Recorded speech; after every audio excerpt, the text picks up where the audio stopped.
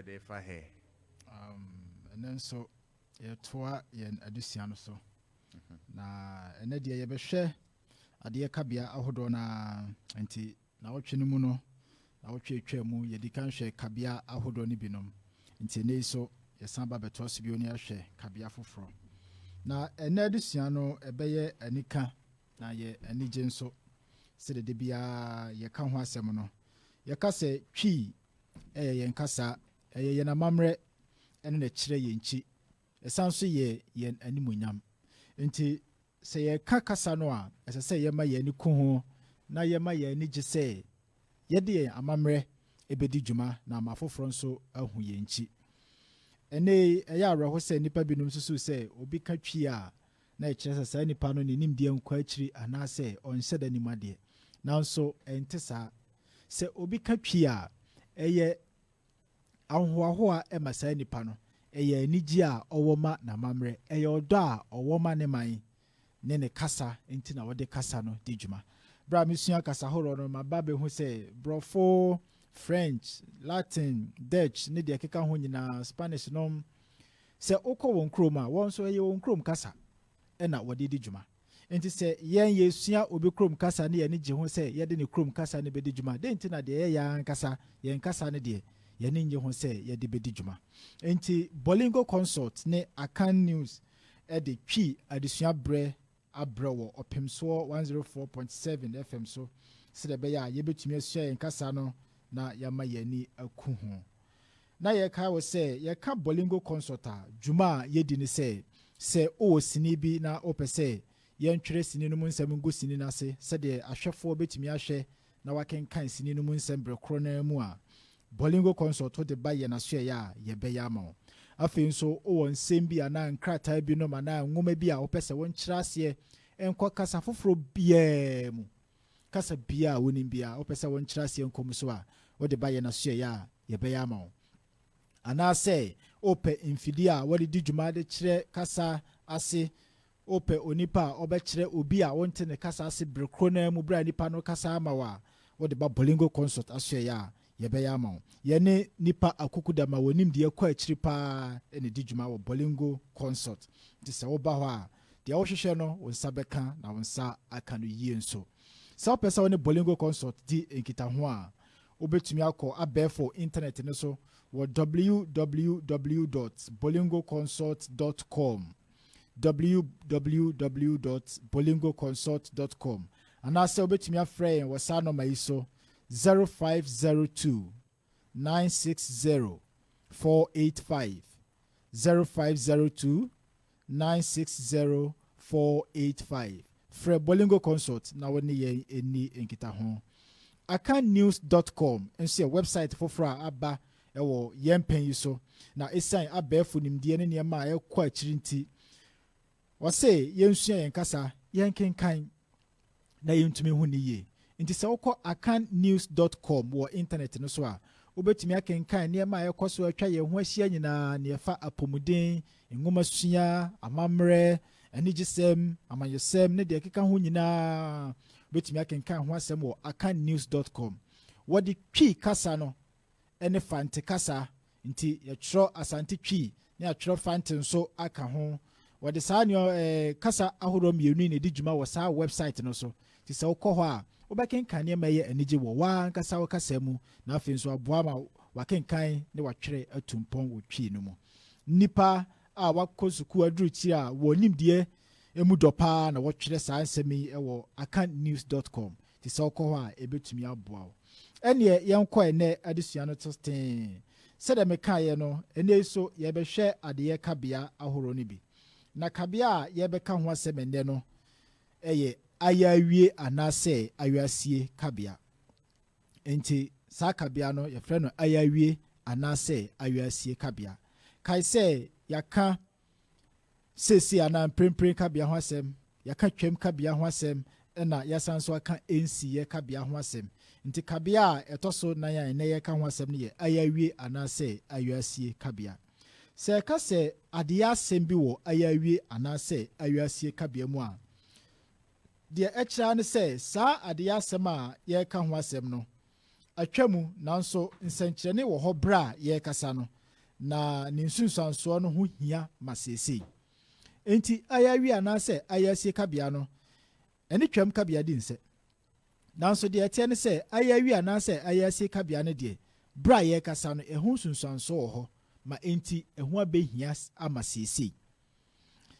ebi a wobɛbisa sɛ na adeɛ asɛm bɛyi na ɛwɔ ayɛawie anaasɛ ayɛasie kabea mu na yɛbɛda ho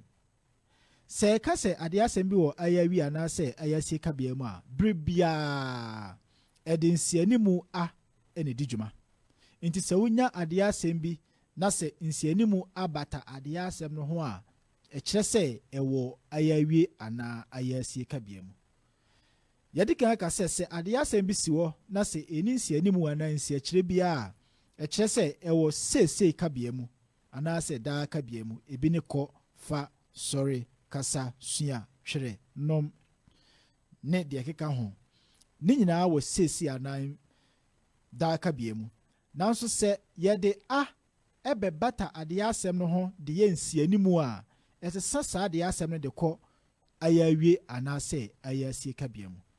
nti ebi a wodwe nhwɛsoɔ binom ho adeɛ asɛm a adi kan biara wɔ ayɛawie anaa ayɛasie kabea mu nti sɛ wohwɛ nhwɛsoɔ bɛyi na wobɛtumi ama wɔwaa wotirim yɛnhwɛ sɛ yɛn nso yɛbɛtumi ama nhwɛsoɔ no bi de akaakae wo na afei wama bi aka ho a sɛnea madika aka no sɛ adeɛ asɛm bi si hɔ na sɛ nsianimu abata ho a ɛkyerɛ sɛ ɛwɔ ayɛawie anaa ayɛasie kabea mu nti ɛho nhwɛsoɔ sɛ mprempren kabea anaasɛ seesei kabea no yɛ hunu a hunu ne ayɛasie anaa ayɛawie yɛde a na ɛbɛbata hunu no yɛde bɛsi animu nti ɛbɛyɛ ahunu sɔre bɛyɛ asɔre kasa akasa twerɛ atwerɛ nom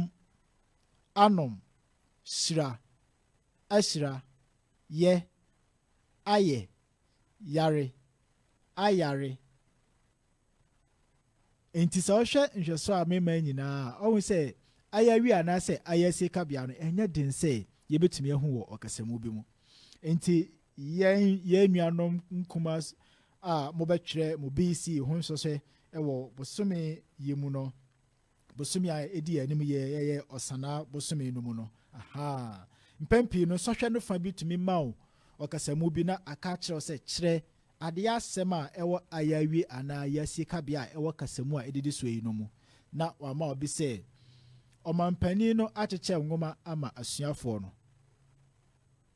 ɔmampanin no akyekyɛ nwoma ama asuafoɔ no adeɛ asɛm a ɛwɔ mu yɛ kyekyɛ na kabea a adeɛ asɛm no wɔ mu no ɛyɛ ayɛawie ɛfiri sɛ ana di kan nti ɔmampanin akyekyɛ nti sɛ yɛka sɛ hwehwɛ ayɛawie kabea ɛwɔ mu a ɛno ara ne sɛ wobɛtwerɛ sɛ akyekyɛ ne ayɛawie kabea ɛwɔ mu nhwɛsoɔ foforɔ nso nie asuafoɔ no aboaboa wɔn ho yie nti megye di sɛ wɔbɛtwa wɔn nsɔhwɛ no ayɛawie kabea ɛwɔ mu yɛ deɛ aboaboa ɔkyerɛkyerɛ no akyerɛkyerɛ nsɛm no mu yie nti obiara ate aseɛ ayɛawie kabea mmienu ne wɔ mu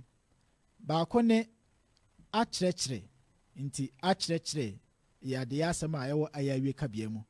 ɛna afei ate kae sɛ yɛka sɛ obiara ate aseɛ nti ate nso yɛ adeɛ asɛm a ɛwɔ ayɛawie kabea mu nti ma mema nhwɛsoɔ bi na wankasa fa yɛ ɔho so hwɛ sɛ wobɛhu ayɛawie kabea a ɛwɔ saa ɔkasamu ahodoɔ yi mu anaa baako kofi anomaduro nti megye di sɛ ne ho bɛtɔ no ayɛawie kabea no yɛ anom ayiko deɛ ɛtɔ so mmienu ɔbaa no sere nti ɛyɛ me sɛ ɔde akyɛ no ayɛawie kabea no yɛ sɛ mmienu na ɛwɔ mu baako asere deɛ ɛtɔ so mmienu akyɛ nti ɔbaa no asere wɔ ayɛawie kabea mu nti ɛyɛ me sɛ ɔde akyɛ no akyɛ nso wɔ ayɛawie kabea mu deɛ ɛtɔ so mmiɛnsa onyankopɔn ahyira asanteman ayɛawie kabea no yɛ dɛn ahyira Ahyira ne Ayɛawie Kabea ɛwɔ saa ɔkasamu no. Mene no akasa. Ɛno nso Ayɛawie Kabea no yɛ akasa ɛno ara ne no. Nti wo sɛ ɛna adesua no emu da hɔ yie paa. Sɛ de bia emu da hɔ no. Ɛne yɛho sɛ adeɛ asɛm bi wɔ Ayɛawie anaa ayɛasie Kabea mu a yɛkyerɛ sɛ saa adeɛ asɛm no yɛde nsianimu a ne bata ho de yɛ no Ayɛawie anaa ayɛasie. Nti saa bere a yɛnuanom sukuufoɔ mo boaboa mo ho na makɔtwerɛ mo sɔhwɛ yi deɛ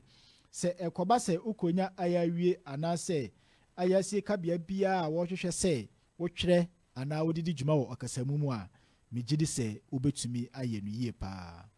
Na meka sɛ ma ho hwɛsoɔ nso a wobɛtumi ama binom ane ɛnyɛ dene adeɛ asɛm a abata ho bia a ɛyɛ nsianimu bia deɛ ɛyɛ ayɛasie anaa Ayɛawie Kabea.